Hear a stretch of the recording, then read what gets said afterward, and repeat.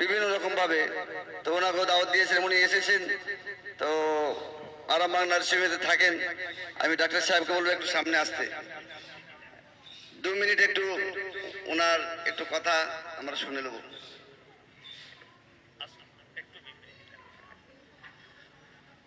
আসসালামু আলাইকুম।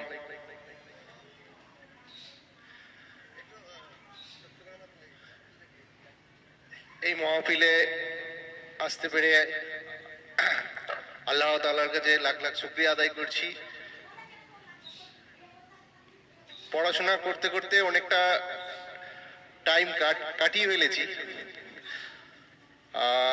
এই সমস্ত মাহফিলে আসার সুযোগ খুব কমই হয়েছে। তো এখন আরামবাগেই থাকি।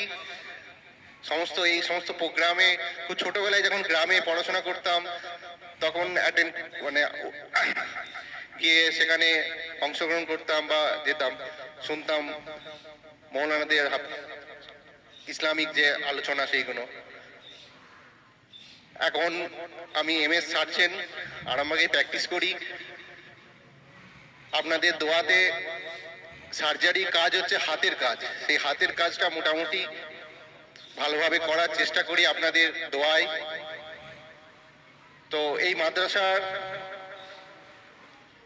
সঙ্গে যুক্ত হয়ে ইনশাল্লাহ পরবর্তীকালেও যুক্ত থাকব এবং এখানকার যে স্টুডেন্টরা আছে তাদের সুস্থতা কামনাই করব।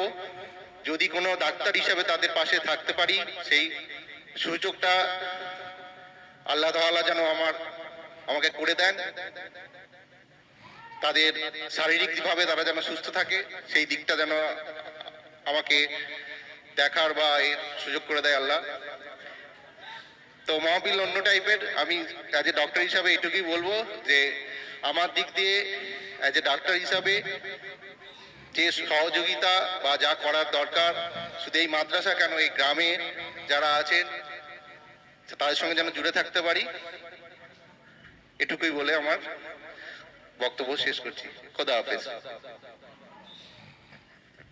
রুবি নার্সিংয়ের পক্ষ